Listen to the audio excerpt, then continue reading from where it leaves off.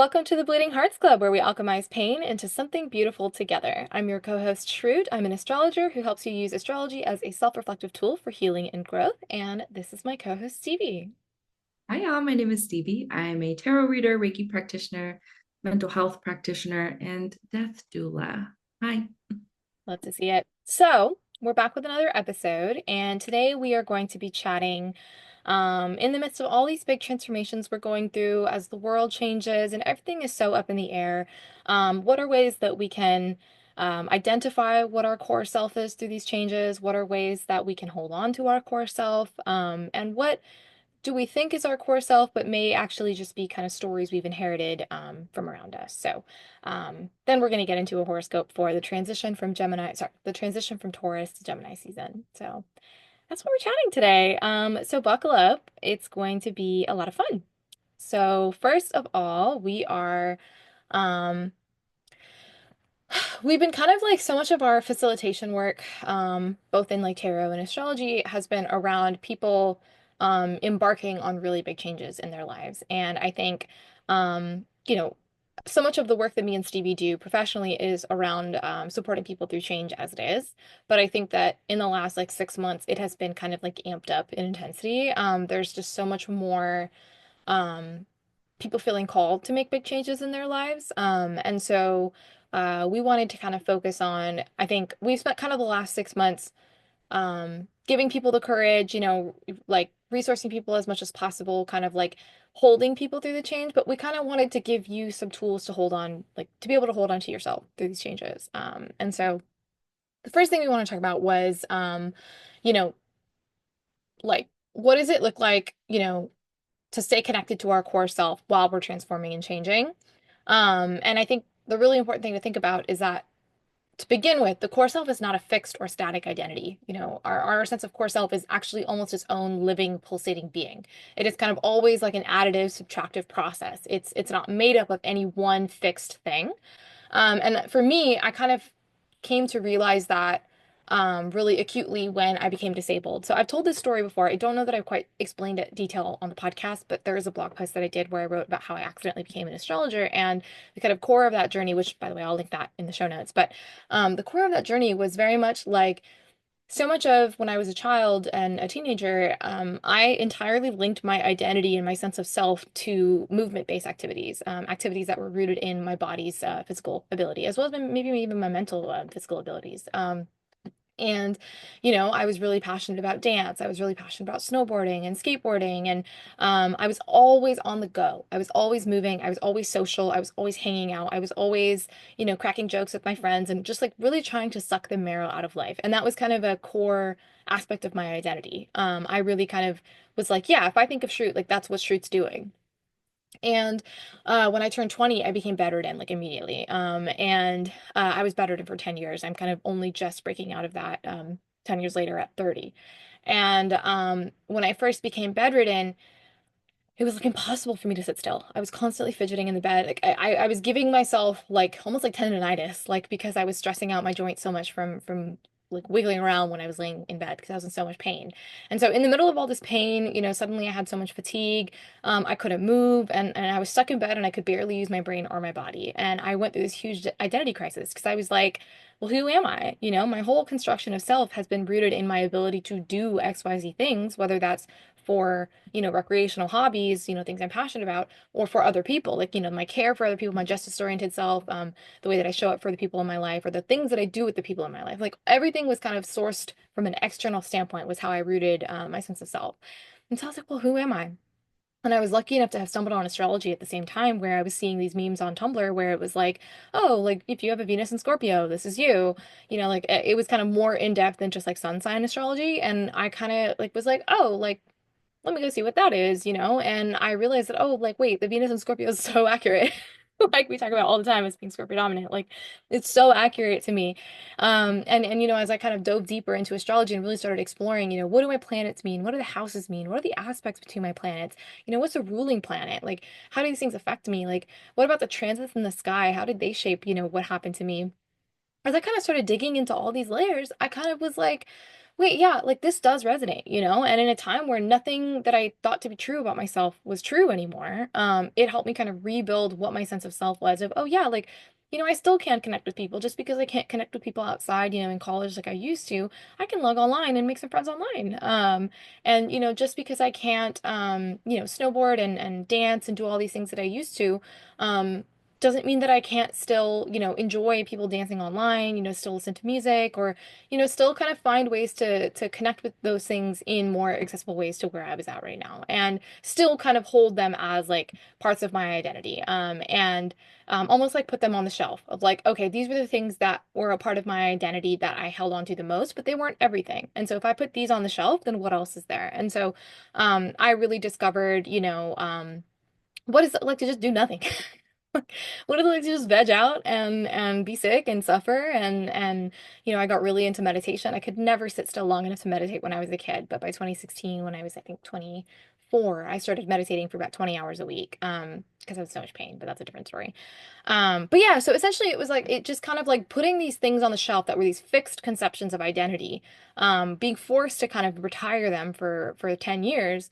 It really forced me to explore like what else was there that I was ignoring in favor of these things that were my things that I was drawn to. And it kind of gave me a much more well-developed picture of my sense of self. And I was able to use astrology as a roadmap to figure that out. And so that's kind of like the basis of my practice. That's what I help, teach people to do in my readings. But yeah, just kind of understanding your identity as something that's pulsating, it's living. And it is, shape shifting with you, but also, to give the example of like, I'm getting back into dance right now. And I don't know that I'll get back into snowboarding or skateboarding as a disabled person. I think it's a little too dangerous for me right now, but I kind of hold hope. I'm not selling my snowboard. And I'm getting back into dance right now, and I feel like I'm coming home. It feels like a homecoming after 10 years of being away. And so, thinking of your identity as more of a living being that is living with you, inside you, of you, that you are in relationship to, which I think brings us to Stevie's point.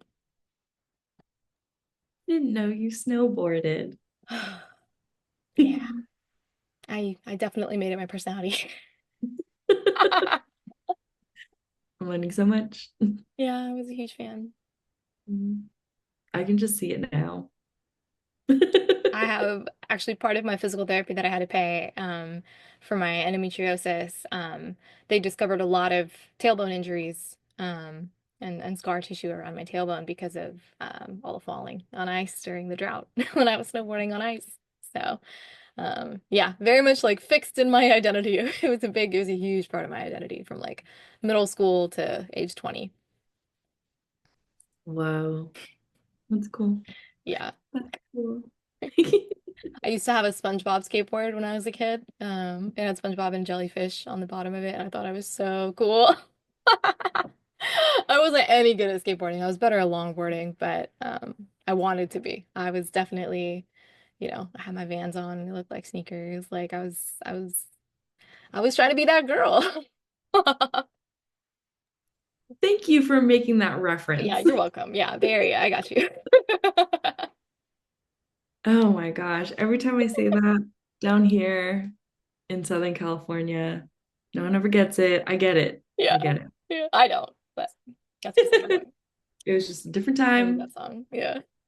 Regional differences exist. I have to accept that. But I got you. From Sacramento, I got you. Thank you. Yeah. Thank you. Thank you. And hearing you talking about this, it makes me think about just like the stories that we hold on to. And we've definitely talked about like old stories, old narratives before in this podcast, but I think these stories help us make sense of our experiences, um, different dynamics that we have engaged in over time. And I think about one of my old stories, which was slash is very, whenever I say, don't be a martyr for your family or don't be a martyr for the people you love, I'm speaking from experience because I was definitely very self sacrificing to the people that I loved and cared about. And I had to do so in a way that, like, I don't know, that is how I got connection and that's how I got my needs met. And that was a story that I was playing over and over in my head and that I was reenacting in so many of the relationships and friendships that I would build, that I would always be available. I would also always push myself past my limits, or like not even have limits, in order to maintain these relationships. And it took on a lot, and it got me into some really messed up dynamics, which is here and there. But yeah, I remember talking to a friend of the pod, Andrew, when we were in college. And I mean, in college, everybody was depressed. Like everybody I knew was depressed as hell. And we were all just kind of commiserating with each other and building our bonds, like in a way that like we saw each other. And that was great. I loved that, being able to see each other and hold that space for each other. And there was a turning point for me. Um, and like I just kind of didn't want to operate in the same way as I used to, of like being self-sacrificing, or like even when I caught myself, I think starting to feel better or maybe less depressed. I remember texting Andrew and just saying like I don't know how my relationship is going to operate if I'm not sad, or if I don't need to be taken care of, and vice versa. Like, what does that mean? What does that look like when all of these relationships before have been sustained in this way? And this is my first time really experiencing joy and autonomy and freedom. And the only part of my life that feels held down is this. And I think it sparked something in me of like, okay, when we're talking about like our core self and our stories, like my core self, I know, is someone who is caring and empathetic and supportive, and like I try my best to be non-judgmental. And that is something that has stayed the same for me throughout every iteration of my life. The old story that I was holding on to still played into this, like, I'm caring, I'm empathetic, I'm supportive, and blah, blah, blah. Like, I'll take you in, I'm going to take in all these strays. But that story was the self sacrificing part. And so that story needed to be let go of, and a new story had to form. I had to explore and understand and set boundaries and all of these different things. So I think that's kind of what we're building on here, like these experiences and these dynamics and the ways that we're engaging with ourselves and the world around us are shifting and changing. And these core values, these core traits about yourself, are the ones that are staying the same. Does that make sense? I hope so. Yeah, I think so. I think I love your point about core values. I really resonated with that because I think that's a really powerful thing that ultimately we can hold on to. It's like in the face of maybe we're changing, other things are changing, our stories are changing, but the values kind of stay the same. And I really encourage, listeners, like really think about, what's really important to you. So, for me, uh one of the things that I'm holding on to as a priority for me is that I accept and express all versions of myself. Because some of the earliest stories that I was told that really affected and shaped my like kind of ability to express myself, or shaped the ways that I kind of stifled parts of myself, was that when I was really young, I think I was 5 or 4. I have an older brother, and so I hung out with his friends all the time. And so when I was, that age, I was roughhousing with them. We were all just roughhousing together. And I got yelled at. I got yelled at by my mom. She was not having it. She was like, Indian girls don't do that. You don't have physical contact with guys like that. And I think it was one of the first most formative times my mom ever yelled at me, because I was 4. What was she yelling at me about? And it was really formative for me to be like, oh my God, I don't want to be bad. So, okay, I guess I won't do that anymore, even though I was having so much fun. And that's like my preferred style of play. And I didn't feel like other girls my age were into that. And so I was like, okay, I guess I'll give it this kind of core part of, again, like if my identity is always rooted in this like movement-based practice, it's like, okay, I'll stop, identifying with this movement-based practice. And then, by the time I got to middle school, it was girls who were, American, in my school who, they would tell me that I was a slut for sitting with my legs open, sitting like a guy, basically. But like, it's not just, oh, maybe I am a guy. It's no, you're a slut, right? And ultimately, these stories, they really scared me and they shamed me into acting in accordance with the gender that I was assigned. But they really ran contrary to my self-identity. And I think they really heavily shaped how I chose to present myself and how I chose to, like, who I grew into, basically. And I kind of shut off the part of myself that didn't identify with these kind of like uh, ways of presenting that were kind of socialized and forced onto me. And so, um, one of the stories that I hold on to that I've rewritten for myself, and it's rooted in this value of that, regardless of what the world is doing, regardless of my safety or lack thereof in the world, if I want to present differently, I accept and express all parts of who I am to myself. Like, I am the arbiter, I'm the one who holds and carries and cares for all versions of myself. Maybe I have to, downplay certain parts of myself in public, to be, safe in society, but I don't have to downplay them to myself. And so that was kind of a way that, like, an example of what Stevie's talking about of like, okay, my value is self-expression. And so, the stories that I had been told is that it is not safe to self-express. And what I'm telling myself is that I, as an adult, have the responsibility to cultivate that safety for myself, even if I cannot bank on it in the world. So I just want to give that example of what that looks like. Sending so much love to little Shroot I and Big know. Shroot. Yeah. Yeah, I always wonder what would have been because it's all complicated, Like it's like who I would have grown into. Like I kind of think of it as like a lot of times when something like that happens that really forces us into a different direction, any of those big life moments that really change trajectory we grow on, I think of it as like, those trees that get like lopped off or like something breaks or something, and then suddenly they start growing sideways or like in a weird way, but they're still growing, they're just growing in a different direction. Um, I always like that's always the image that comes to my mind is that like, oh yeah, that was the moment that my tree started instead of growing like this, my tree started growing like that. And then my tree took another left turn when I became disabled. And like it's like to me these benchmarks are little moments where the my tree is just growing differently. And so I don't think of it so much as like a loss. It was a loss, and I did have a lot of grieving to do around these moments where I felt like I lost my sense of identity.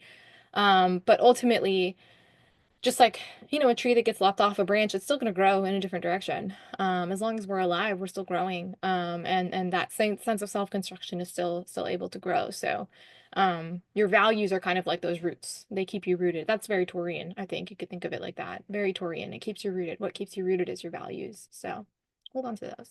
I love it. Any thoughts before we move on to the horoscope, Stevie? No, no thoughts. Beautiful. Well, we are horoscoping from May 13th to July 10th, and we were going to go over the tarot and the horoscope. So, you want to take us into the tarot, Steve? I do. Okay, everybody, we got the Fool again. Just to start, if you haven't listened to the last episode, please do. At least the Fool card, which was also the first one of the reading. So last month, when we were talking about the Fool card, it was like, I think I brought up Yes Man, Hmm. like the movie with Jim Carrey, where he just like says yes and then all these chaotic but amazing things happen. Um, if you did that at all, like if you practiced any of that in this past month, let us know. I'm curious. I think I did, but I can't remember. I think every time I don't want to do something and I say yes anyway, I'm thinking about that. I'm practicing it. And I have definitely said yes to a lot of things this past month. So yeah, I did the homework. um, so yeah, last month it was saying yes to yourself, starting some new adventure or a new project, or just generally taking a leap of faith. And I think one of the main messages when I like pull the Fool is that like you don't have to have everything you possibly need to like embark on this journey or to fulfill this journey, but you have enough and everything you need to get started, and the rest will be obtained or figured out along the way. But you do have enough just to get started, just to take, I won't even say like a small leap. Maybe it is a small leap or a big leap or just one step or just one tiny inch. Um, I think you have what you need. And I'm just going to bring that again. But for this reading, I feel the need to like invite y'all to get connected with this version of yourself that's really playful and innocent and expressive, kind of like Shroot roughhousing with boys, like this like energy of like I'm gonna do what I want. Like I'm not so exposed to the criticisms and expectations of the world or the people around me. Like I'm gonna do what feels good or what I feel called to do or what I'm curious about, and I'm gonna express that. Um, I'm very aware that sometimes when we are wee babs, we are very exposed to these criticisms at early ages. And maybe that's just kind of all we've ever known. Like maybe you've experienced it for a brief moment just to like feel free and have fun and be excited and feel like you know everything, even though you're like just so new to the world. Or maybe you've never experienced it at all. And I want to, I think, make space for whether or not you have experienced it, or if you experienced it like very briefly before life became so real, or before like everybody else's expectations were projected onto you.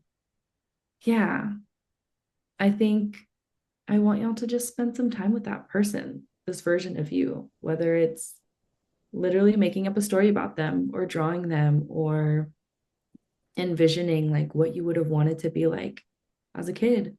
Like, are you wearing bright overalls that are dirty from grass stains or mud stains? Or are you like a little princess? That was so me. I loved, yeah, I was such a girl.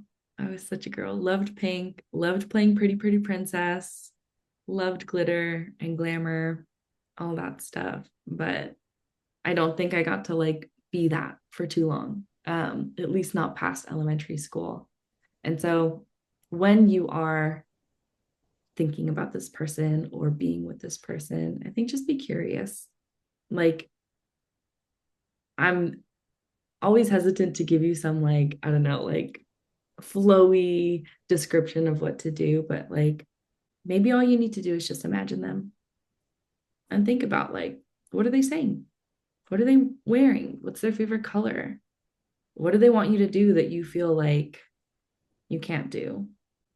Just be with them. Yeah. Yeah.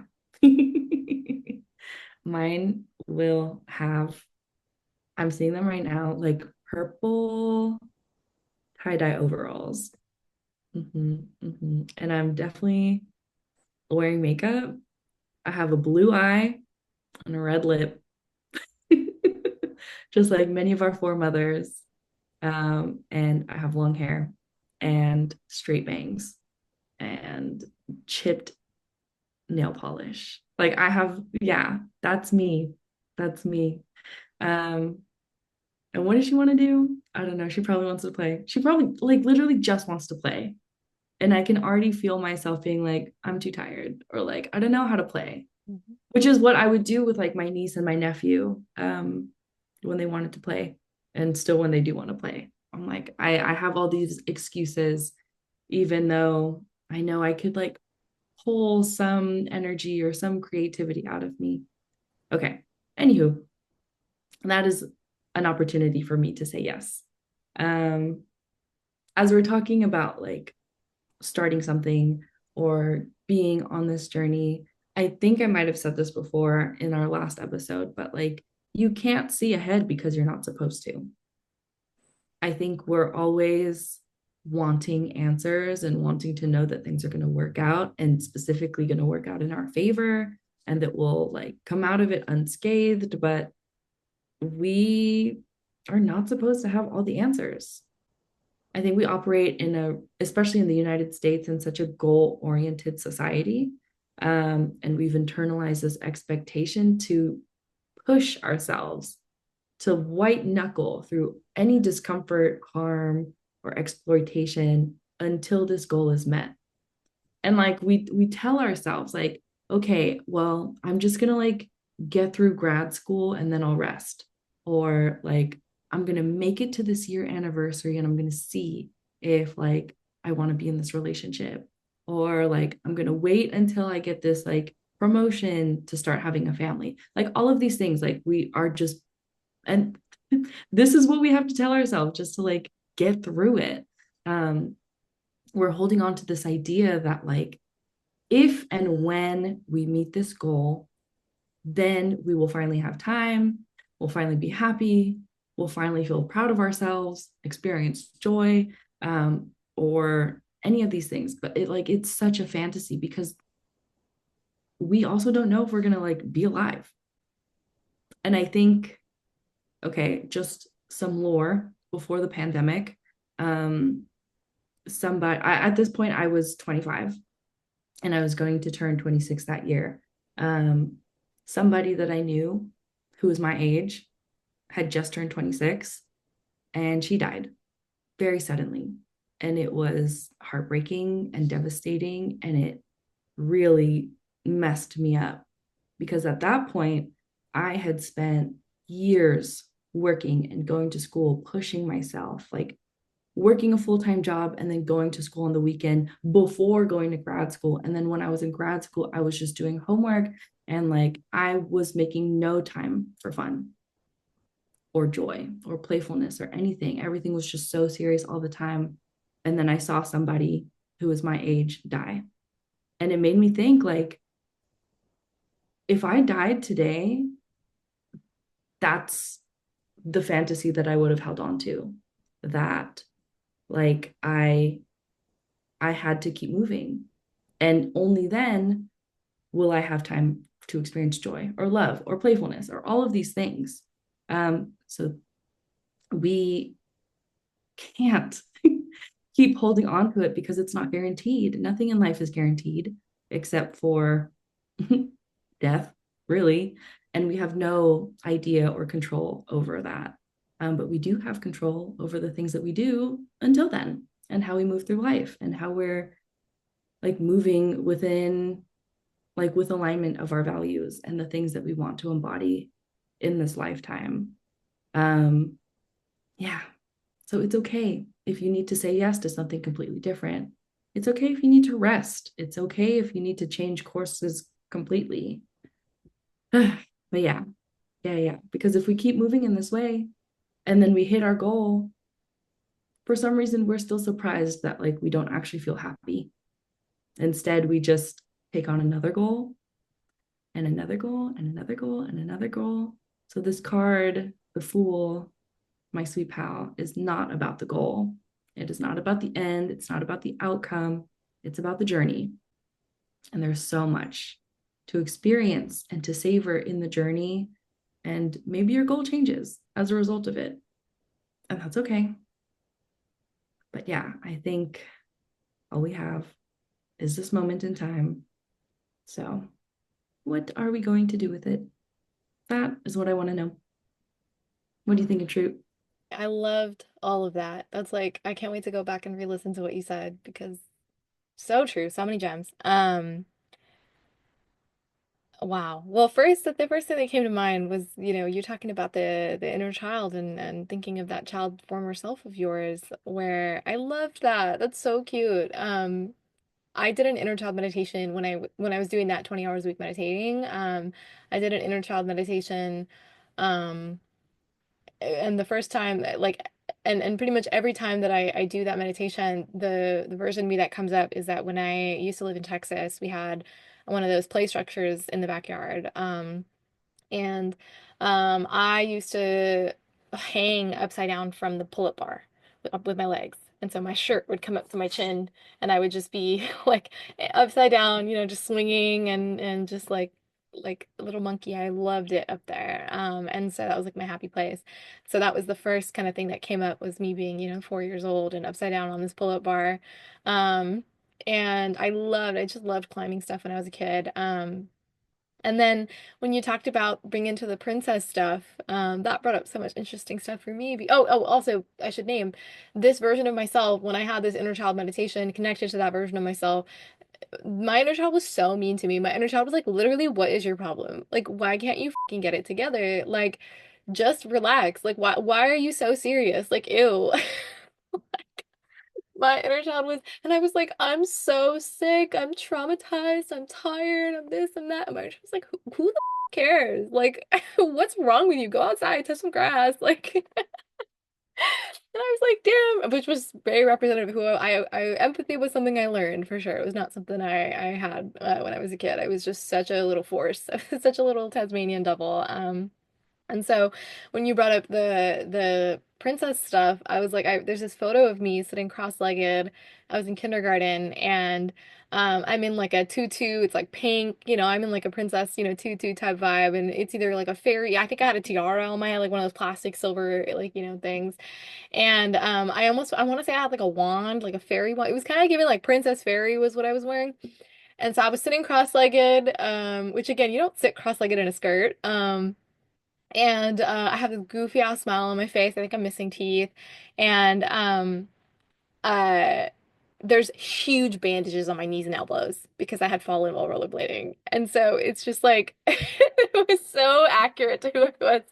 I was such a little diva, but then I was also like a little tiny terror. And so, yeah, that photo came to mind for me of like, oh yeah, like, um, I got to a point after that where I rejected pink and I rejected everything feminine. I was like, I don't want to wear dresses anymore, Mom. It was because I was like, I can't sit cross-legged in dresses. I can't run around in dresses. I can't hang upside down from stuff in dresses. So then I don't want to wear them. And I don't want to wear pink because pink means I can't do these things. Pink restricts my movement and I don't want that. And so it just kind of reminded me that that moment, that photo is before all of that showed up, where I was just allowed to kind of be in my little contradiction of wearing this pink dress and also sitting in a way that isn't appropriate and also having scuffed up arms and legs from being constantly in motion. And that made me really happy to think about. It was really nice I forgot about that photo. And I remember when I was a kid and I used to look back, like when I was an older kid, like elementary school, and I used to look back at that photo, I would get very angry because I'd be like, I don't like pink. I don't like dresses.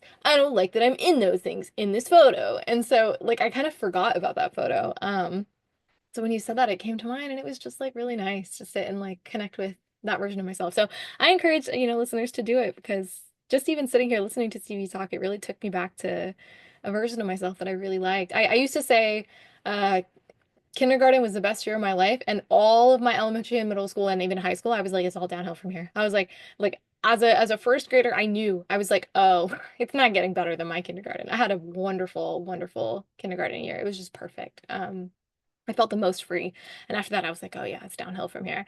And I was just such a little moody emo kid. And so I'm happy to kind of feel more connected to that version of myself. It's been something I'm actively working on. And so in terms of what I have to say about the Fool, especially the Fool showing up again, is that this is the last Gemini season we're heading into where Uranus is not in Gemini. And Uranus has never been in Gemini in our lifetime. So this is going to be a first time experiencing this transit for us.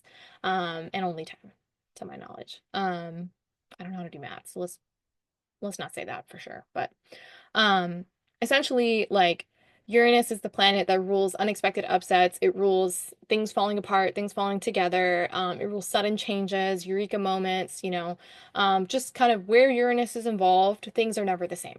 It's just sudden, extreme, unpredictable change. And so what I would say about that is that Gemini energy operates on information. It's a mercurial sign. So if you're trying to look for all the information you need before you leap, I want to let you know that this is the last Gemini season where the information you're operating from is going to be useful to you. It's not going to be useful to you after this. Like, the board of information is constantly going to be shifting, going forward for the next 7 years. And you're going to be surprised, if you think back to this version of yourself 7 years from now, you're going to be surprised at how much has changed, how much the landscape of information that you have to work off of has shifts. Yeah, so I really encourage taking action. I really encourage leaping. Like, this is something I've been saying for 5 years. It's like leap while the world still makes sense to you because you can use the information that you have to navigate the unexpected, to navigate the decisions. But Uranus is moving into Gemini in July. And it will retrograde back later in the year. It will retrograde back into Taurus, and then Gemini energy will once again have a little bit of like, oh yeah, I remember when things make sense. Yeah, okay, things make sense again for a little bit. And then next year, Uranus is going to move into Gemini for good. And things are no longer going to make sense. Like we're just not living in a world where sense is the primary paradigm of thought. It's just things don't make any sense anymore. And so that's why I really encourage like leaping now and embodying that full energy now because your information is still in date and it's not going to be in date for much longer. So I know that's a little ominous, but you know, this is one of those things where, knowing the future does nothing for our ability to control it. We, don't have control. The idea that having information allows you to feel more in control is an illusion. And that's really going to be kind of a lesson that carries out over the next 7 years. So no time like the present to start.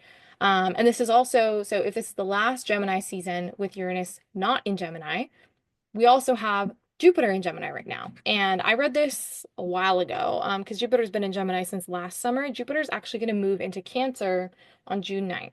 So this is our last hurrah with Jupiter in Gemini. And Jupiter doesn't like being in Gemini because Jupiter's about big picture thinking, expansive thought. Jupiter's like, I want to look beyond the information that's in front of me and I want to expand beyond that. And I like it's Sagittarius oriented, right? So it's about exploration and, philosophy and thinking about things without really tying them to information and facts.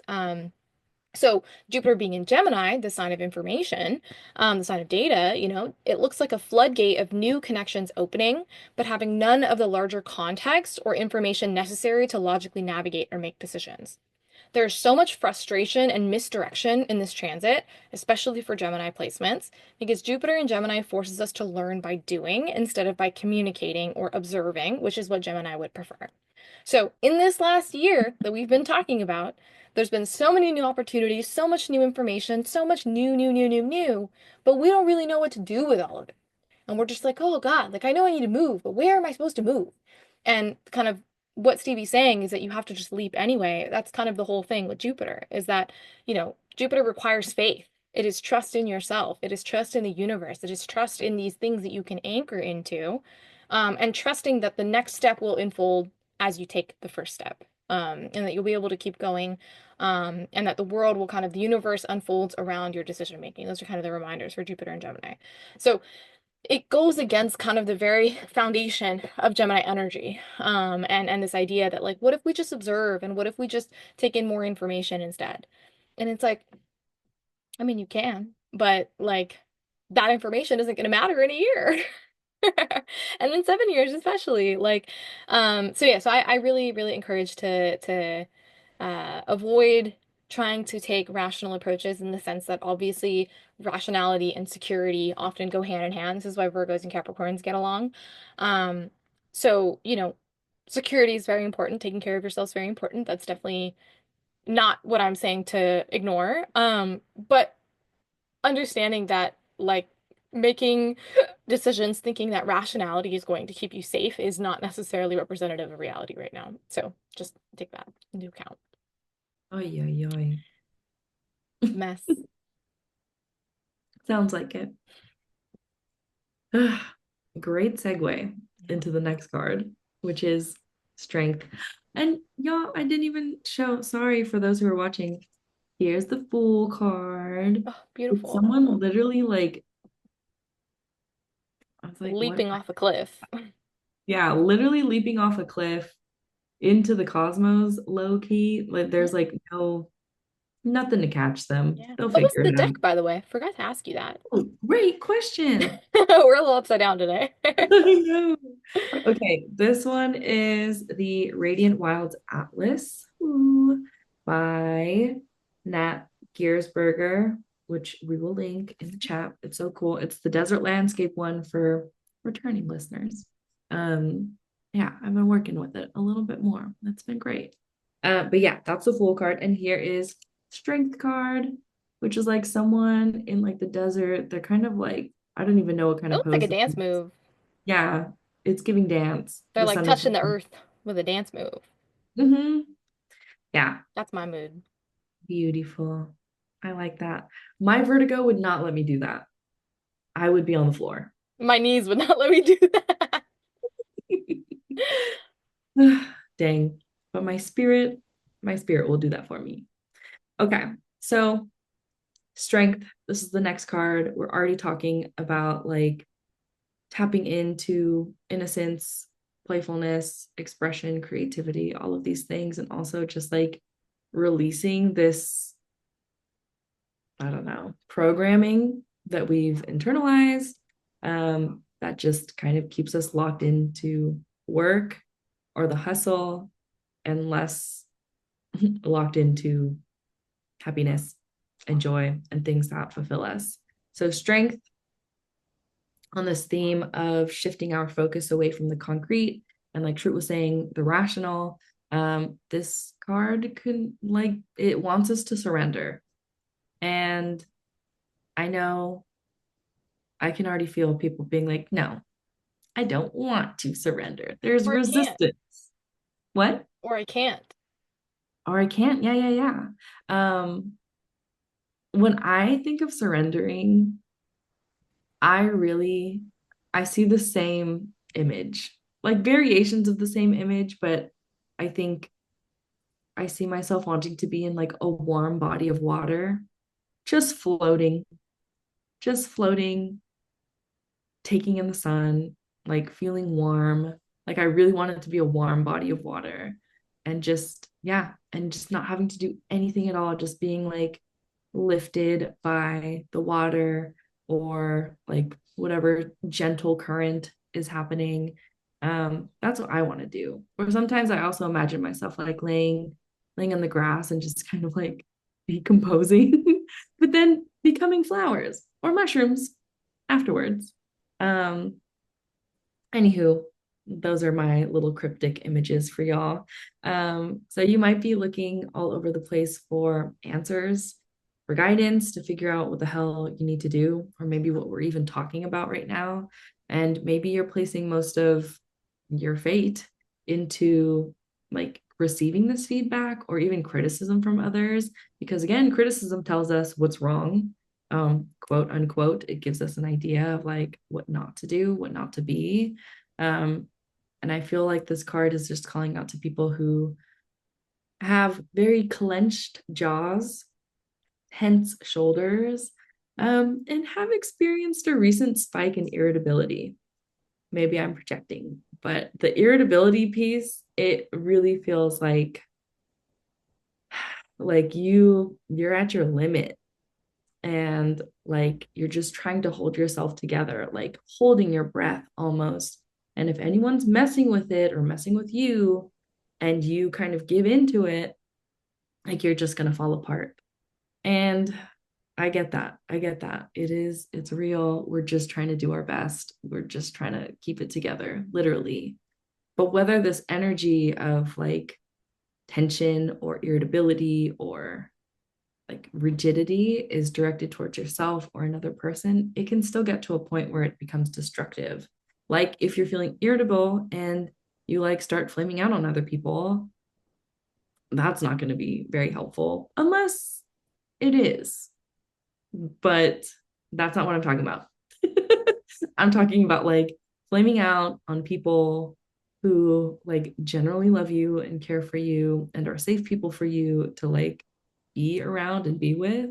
Um, yeah, yeah.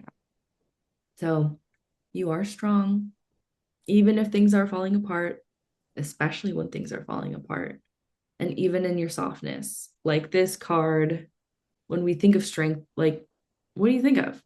Are you thinking of like something indestructible, something that won't get pushed down, something that is like solid?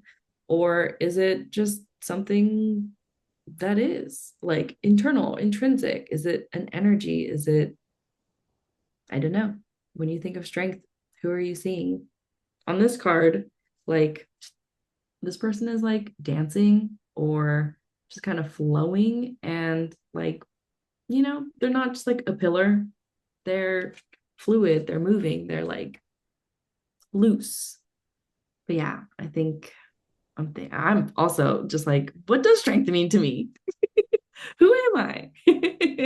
But there is so much strength and resilience in softness. Like so much magic and medicine in it too. Um, I know that if it can feel really hard to even consider surrendering. Maybe that's the place that we're getting so caught up at. Like maybe that is the ledge of this cliff that we're like contemplating taking that leap of faith. Um, yeah, it can feel dangerous and it can feel destabilizing, especially if we're learning how to let go of this sense of control. But you got to do it. Things are changing, and you are too. Um, in terms of like how we can maintain our strength and our resilience, and even build our strength and resilience, um, as all of these things are changing, and as we're like holding on to our core self, you really need to lean into the things that are bringing you joy, that energize you, that like help you feel like you're not just pouring yourself out into all these buckets or all these people who are not like pouring back into you. Like there needs to be that reciprocity, that needs to be an exchange, um, of energy, of hope, of love, all these things. Um, so continue to like build in the things that keep you feeling safe and secure and grounded. You're already strong, but I think as we're making these changes, we need a little more reinforcements. So be curious. What does that look like? What already helps? What have you been curious about or like wanting to explore? Because maybe that might help too. I know a lot of people who have never ever weightlifted before, and all of a sudden are really into it. And I am also very curious about it. So, like, maybe that's something I need to do too. And then I'll get physically strong, and then no one can defeat me. um, but yeah, your self care practices are going to be really vital in this time. Always, for sure, but especially amidst all of these changes, all the chaos, all of the everything. Who knows? But yeah, that's strength. Ooh, I love it. And I think it's so perfect for the astrology as usual. There's a really interesting crossover of transits that we're having. So I mentioned earlier on June 9th, Jupiter is going to move into Cancer. And I think that speaks to that softness that Stevie's talking about, that fluidity, that surrender, that pool of water that you're just floating in and you're breathing and you're just being. That is Jupiter in Cancer for sure. This kind of like soft, harmonious, loving energy where, let's say like somebody drops a big thing or does a cannonball on one side of the water and you're on the other side, and by the time it reaches you it's just these little ripples, and so you're just like, oh yeah, okay, there was a big thing that happened over there, but like I'm over here. Like I think that might be nice to hold on to. But then, um, in addition to the concept of strength and what does strength mean to you? On May 28th, let me confirm that. I had too many dates in my head and I lost them all. May 24th. So on May 24th, Saturn is going to move into Aries, and Saturn is going to spend about 3 years here. It's going to retrograde back into Pisces really quick, but then it's going to come back next year. And by next year, it will be in Aries for about, 3 years total. And, Saturn and Aries is out here to ask us that question, where are we sourcing our strength from? And, Saturn and Aries wants us to understand that um, there's a duality happening with Saturn and Aries. One is there's going to be power structures and power dynamics that don't want you to source your strength from yourself. But Saturn and Aries is kind of like a perpetual rebel that says, no, I actually source my strength in myself. If you notice, anybody who has Saturn and Aries, this would be like the oldest Gen Z, essentially. The oldest years of Gen Z, they all have Saturn and Aries, and they are very much like, don't tell me what to do. They're the ones who, all this conversation about, oh, Gen Z doesn't want to work anymore, Gen Z's not doing XYZ in the workplace. All of the people pioneering that is Saturn and Aries, all of them. So it's like Saturn and Aries people are like, I am my own authority figure. You can't tell me what to do. And they really just look in the face of these authority figures and structures that we have today. And they're just like, okay, anyway, I will fight you if I have to. Don't test me. So, I think those of us who don't have Saturn in Aries, we can really embody that energy and really think about like, what does it look like to source your sense of strength within yourself? What sense of strength do you have within yourself? What does that look like? And so this transit is affecting the Aries section of our charts. So I encourage you, if you're an astrology fan, if you're familiar with your own chart, look up, where do you have Aries in your chart? What house is it in? And then look up the themes of that house. So, for me, it's the third house. It's the second house and the third house. So it's like my strength, I can source from my values, I can source it from my skills, I can source it from my resources, my material, liquidly available resources. I can also resource it from, my environment, my immediate environment, who's around, who's a part of my immediate community. Also my thoughts, the way that I form ideas, the way that I connect ideas are a source of strength for me. So that's going to be the things that I can kind of lean on to resource myself while this transit of Saturn in Aries is happening. And then I think Stevie, ooh, what is you're a Scorpio rising, which means that you're a Taurus descendant, which means that you have Aries in your sixth house. You might have it a little bit in your fifth house too. So you got to focus on your health, buddy. So I love the idea of weightlifting. I think that actually tracks. And yeah, so really thinking about how uh centering your health, centering your well-being, what are the routines that you have to commit to on a daily, weekly, monthly basis, um, to focus on that, to really put all your intention and energy into making that the center, and then everything else is kind of built and organized around that practice. What strength does that bring you? So that's something to be curious about for the next 3 years. Yeah, so that's those are us two. But again, you can book a reading with me, or just like I said, look up like what the house signification is where you have Aries in your chart, and think about, okay, like how can I use this as a source of strength for me? And so for me, having the third house having Aries in it, I really focus on manifestation. That's something that I'm a huge proponent of. Like I've always kind of that's been a really big pillar of my practice as an astrologer of like manifestation is super important to me because manifestation like gets my mind right. Manifestation is like, okay, let me clarify what I want, and just knowing what I want and having those thoughts run through my head, that is a source of strength for me. And to me it produces clarity, and to me clarity is a huge, like, to me I would identify clarity as a source of strength.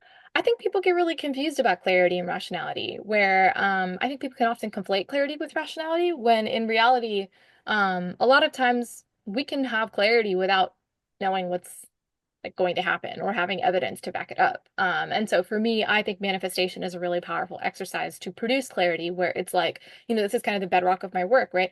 Regardless of what is going on in the world, this is what I have faith in. This is what I trust to be true for me. And so that's how we build trust in ourselves to say, hey, this is what I'm going to do to take care of myself so that no matter what's going on in the world, I'm prepared to handle it.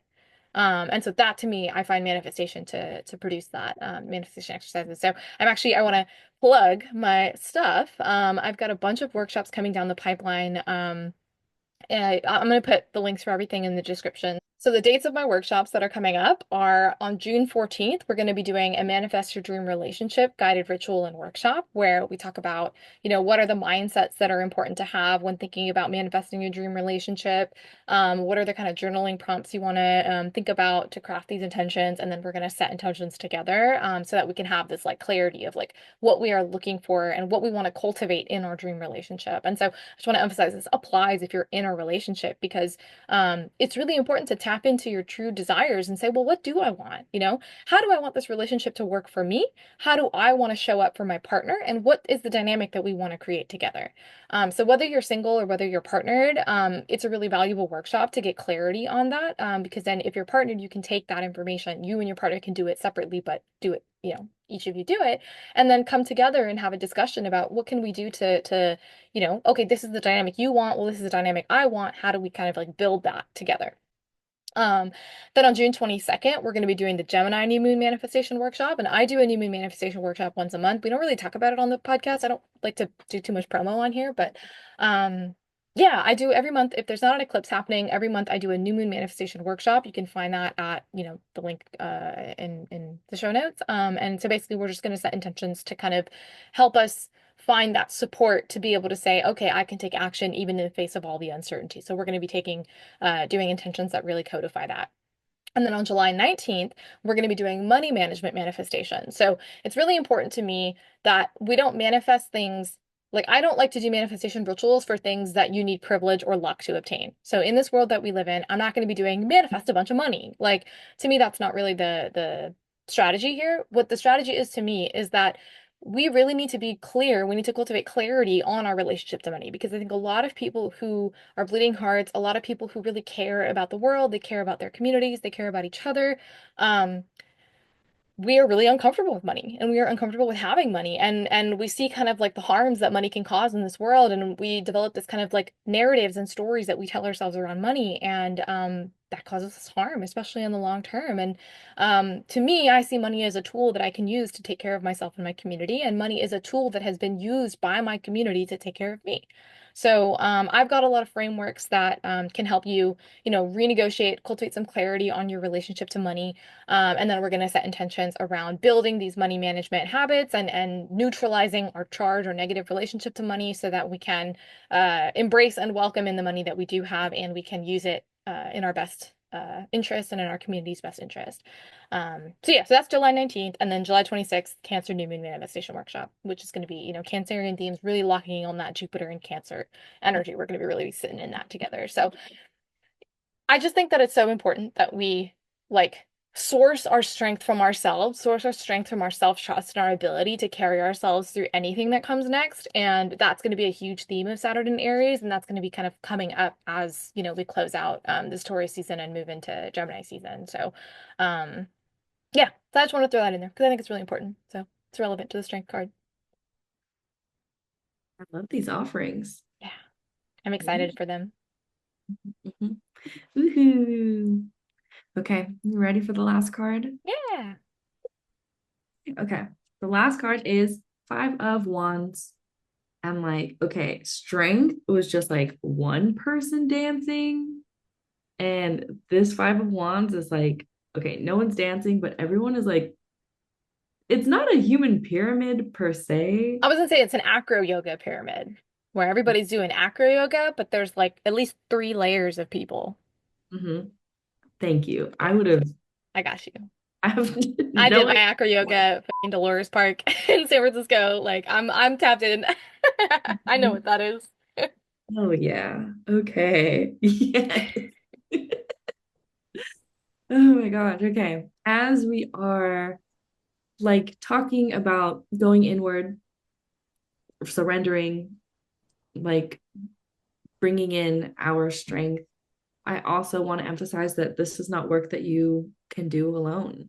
Like, yeah, healing, reflection, like that is your responsibility. That is something that you can do. But I also love that, like, I don't know, just in hearing about Shroot's offerings, like, yeah, this is solo work, but you can also do it in space, like in spaces with other people, with guidance from other people, and like just a container with other people. You can't do this alone. You're not supposed to. But I also want to acknowledge that, like, being in community sometimes it can activate a lot of our own wounds. People can really test our tolerance levels and push our boundaries and all that stuff. And mayhaps that is also reflective of just family dynamics that have been painful to experience growing up. Um, and at the same time, I also want to say that the more you're separating yourself from others, the more you're feeding into this chaos. And the more you're feeding into these old stories that we were talking about earlier, where maybe because of early experiences or like formative experiences of having to rely on another person or other people who are not showing up for you, who stress you out more than they like bring you support and ease, like maybe that is an old story to look at and to reflect on and mayhaps even release. Like, I hear a lot of hyper individual people who are just like, I'm going to do it myself. Like, sure, other people can do it, but they can't do it as well as I can. And that's great. I love that. I love that you feel confident in your competency to like get shit done. And at the same time, it reminds me a lot of this quote, a proverb, I guess. Okay, if you want to go fast, go alone. If you want to go far, go together. So, yeah, if you want to get it done and if you want it done a certain way, you can do it by yourself, but you're only limited to like your capacity, your energy, your resources.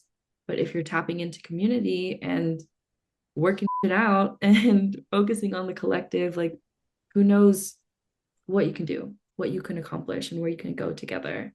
So we are individuals, of course, but we're also building something together. I think I don't know if this is in straight culture, but I know in queer culture, everybody wants to get a compound and, have a garden and a farm and be really close to each other. And like, maybe that's what we're building. I've seen people do it, not anyone I know, but the internet shows me the people who are doing that. Um, the people in our lives matter, and the community that we're building matters too. And it's important to stay engaged with them. And that's not to say, like, if there's someone in your life that is bringing you a bunch of stress and like harm, I'm not talking about them. The nuance, y'all. But if there's just an issue going on, you got to figure out together. Don't push people away. Don't take over. Like, this is where softness needs to be practiced as well. To allow yourself to see another person and their experience with empathy, but not to the point where you are absolving them of any accountability that they need to uphold, or to the point where you're deciding to just say, like, well, they're never going to hear me, so I'm just not going to say it. Yeah, collaboration is key here, not confrontation, not competition, not isolation. We need each other, especially now. And people are going to piss us off. People are going to test us, and that's okay. Like, we just learn and grow and collaborate. But yeah, that is the Five of Wands. Ooh, I love it. Well, I have a lot to say on this topic. I have so many thoughts. One is I definitely think this is representative of the Gemini season with Jupiter in Cancer. Where, the thing with Gemini energy is when we're taking, and this is true for everybody, by the way, not just Gemini, but when we're taking in information, um, we are filtering all the information we're taking in through the lens of like the pattern recognition happening in our brain. So for example, it's like, let's say you learn a new word and then suddenly you're seeing that word everywhere and you're like, hold on, how is this word following me? Well, one, maybe the algorithm saw you typed it somewhere and now, okay, algorithm is like showing it to you everywhere. Fine. But there is also a piece of, that word could have been around you a bunch and you just, because you didn't know it, your brain didn't register it and your brain forgot it because it was like, I don't need that information. I don't know what that is. Like, these are just words to me. So it's like the kind of meaning that we make shapes the way that we engage with the information that we take in. And so when it comes to our relationships, like I love that Stevie brought the hyper independence piece into it where it's like, oh yeah, like I'd rather do it on my own, like nobody else can help me. Like if that's kind of the lens through which we're looking at the world through, then yeah, nobody is going to do it better than you. Nobody is going to help you. But what does it look like to, understand that you have control over the stories that you tell yourself to be true? Just like I give the example of you learn a new word and now you see it everywhere. You can do that with your brain about anything. You can be like, oh yeah, I'm going to look for examples of what it looks like for a hyper independent person to accept help. You can literally type that into TikTok or something. You know what I mean? Like there's nothing stopping you from being like, let me look for evidence toward a different narrative of what I believe to be true. So I really encourage doing that. And then also, I definitely agree, repair is going to be so important, going into this new uncertain world that we're moving into. You know, I love that Stevie brought in the homesteading of it all, the communes of it all. Absolutely, straight culture is a part of it, but they're doing it in a scarier way, which is, a little concerning. But I want to emphasize that I think queer people who are on this wave are not necessarily realizing that you cannot be in a compound isolated from society because, the chicken feed is going to come from somewhere. The wire for the chicken coop is going to come from somewhere. The generator to power everything is going to come from somewhere. These are all inputs. It's, if you're having that mentality, it's not that different from the whole tariffs thing that's happening right now. It's different. Like the inputs are to run your life are going to come from somewhere. And if you think back to, more indigenous ways of living, especially on Turtle Island, like people have always been in connection with each other. People have always been in community with each other. People have always been trading, interacting, fighting, warring, peacemaking. Like this has always been a part of the human experience. We are an interconnected species. We have never not been that. No, no part of our species has done it alone. So this idea that you can break off from larger society and do your own thing, it's just never like historically been accurate or successful. I mean, I think about like Roanoke, right? Like in America, like they tried to do it, they didn't make it. Like, or I guess technically the truth about that story is that they got absorbed into indigenous communities, and so they did make it. They just didn't do it in the colonized way, and therefore that doesn't count. Like I think I've heard both of those versions. So, for what that's worth, I just again that still argues my point. It's just arguing in favor of my point as opposed to me trying to bring up an example of why it doesn't work when you don't do it that way. But anyway, it might have been Jamestown. I don't know. Anyway, irrelevant. Who cares about those people? But we're an interdependent species. Can't do it alone. Don't try to, even within your little cluster of people that you can just wall yourself off from everybody else. It doesn't work like that. So I think a really helpful strategy when trying to navigate, okay, who do I want to build with? Who do I want to be in community with? Who do I want to repair with? When trying to evaluate who do I want to do repair with, the kind of two places that you can look are, do we share the same interpersonal values? So I think a lot of times people will look for politics. Oh, do we share the same politics? And if we share the same politics, it's fine. But what you'll find in a lot of these spaces is that people don't share interpersonal values. And therefore, there are a lot of conflicts that break down in spaces where people share the same politics is because they actually don't share the same interpersonal values. So I would argue that's really important. Do you share the same interpersonal values? What is your strategy for handling conflict? What is their strategy for handling conflict? Are they willing to budge? Is there wiggle room for anybody on navigating conflict and repair? Like is there room to do something different? And also, does this person see you? These people that you're trying to be in conflict with or repair with, like, do they see you for who you are? Or have you been required to perform XYZ? Whether it's perform taking care of everybody, perform, in my case, gender, right? Like, it's like, do they really see you for who you are? Are you allowed to be authentically messily yourself? Or is it required that you, like they refuse to see you for you because you can't necessarily repair with a person who can't see you. So I would kind of run through these thoughts, these questions when you're thinking about whether it's worth it to repair something with somebody or whether it's worth it to just try to build with somebody else instead. But just understanding that overarching picture of that, yeah, you can't. The world is interconnected. I think that's a very Piscean theme. The world is all interconnected. I thought a lot about the example of not insignificant voting demographic here in America, that went for the person that sucks, is a lot of refugees of people who were persecuted by communist countries. And basically what happened is that they were forced to leave, and America was like, let's roll out the red carpet for you because gonna, you have our ideology, so come here. You get a first ticket into the country. You get the easiest pathway to immigration that ever existed in this country, other than the people who just showed up and colonized. But anyway, let me focus. So it's like these people who fled communist countries who were getting their land expropriated and repurposed, who were landowners, they had a certain mindset, they had a certain way of life, and just because they left Vietnam, Cuba, doesn't mean they just disappeared off the face of the earth, right? They left and came to America, established, communities, businesses, a way of life, and exercised voting power here in America. And their beliefs, their media that they consume, their unprocessed trauma of what happened to them in the places that they're from, or even like the passed down trauma down the lineage, like that being unprocessed led to them being able to be swayed by media that pushed them in the direction of the guy we don't like. So it's like they voted in the favor that then led to this administration causing all these problems for these very countries themselves, right? So it's like, yes, okay, maybe, Vietnam solved the problem by running out the landowners. Yes, Cuba maybe solved the problem by running out the landowners, but they just moved them somewhere else, and then that problem then came back to cause problems for them. Like, that's to me is a very Saturn and Pisces concept of like, we're all still in it together.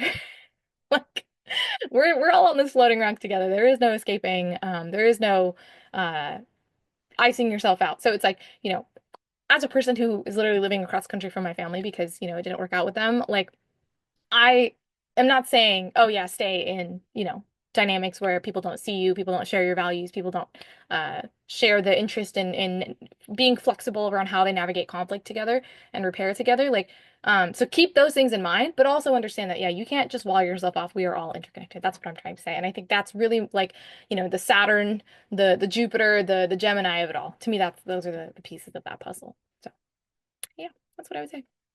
It amazes me how many different topics and tangents we can fit into an episode.